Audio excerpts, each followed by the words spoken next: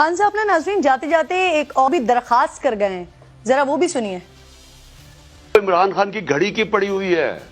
ये भी पहली दफा हुआ कि मैं अपनी घड़ी बेचूं, उसके ऊपर ही शोर मच गया है। मेरी जाती घड़ी है, मैं उसे बेचूं, मैं जो मर्जी करूं उसे। आखिरी जुमला आपने सुना होगा, बल्कि बड़े गौर से सुना होगा। कहते हैं मेरी घड़ी मेरी मर्जी। खान साहब मान लेते हैं आपकी घड़ी आपकी मर्जी, ये भी मान लेते हैं कि आपको कानून इजाजत देता है कि आप घड़ी रखें या बेचें, लेकिन खान साहब जरा ठहर जाइए। आप हैं वो जो हमें रियासत मदीना की मिसालें सुनाया करते थे, लेकिन वहां तो एक शख्स भरी महफिल में उठता है, उस हस्ती उस शख्सियत से सवाल कर लेता है जो 22 लाख मुरब्बा मील पर हुकूमत करने वाले हैं, जिनके नाम से कुफ्र कांप उठता है, जो मुराद रसूल हैं, जो खलीफा वक्त हैं, जिनका नाम हजरत उमर फारूक रज़ियल्लाहु ताला अन्हु है।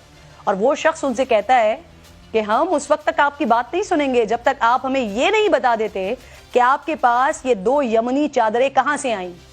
हज़रत उमर फारूक रज़ियल्लाहु ताला अन्हु वो शख्सियत के अगर गुस्से से देख भी ले किसी की तरफ तो शायद किसी में आंख मिलाने की जुर्रत ना होती, लेकिन क्या उन्होंने आप जैसा जवाब दिया खान साहब? रियासत मदीना के सरबराह ने अपने बेटे को बुलाया और कहा कि जरा बता दीजिए कि मेरे पास ये दूसरी चादर कहां से आई। खान साहब, अगर मिसालें उनकी देते हैं तो उनके जैसे बनने की कोशिश भी तो कीजिए। यहाँ मसला सिर्फ आपकी घड़ी बेचने का नहीं है, बल्कि कम कीमत लगवाकर कौमी खजाने को नुकसान पहुंचाने का है सर। 50% का कानून पास करके 20% में खरीदने का है सर। ज्यादा पैसे वसूल करके FBR में कम रकम जाहिर करने का है सर। गो कि ये सब इल्जामात हैं, लेकिन उनका जवाब देना आप ही का काम है खान साहब, क्योंकि माजी में तो आप दुश्मन तक की मिसालें देकर हमें ये बताया करते थे कि हाकिम से जवाब तलबी हो सकती है, तो आपसे क्यों नहीं हो सकती। सुनिए खान साहब, जब आपने खुद इस्राएली वजीर आजम के तोहफे के मुताल्लिक कुछ बताया था, सुनिए।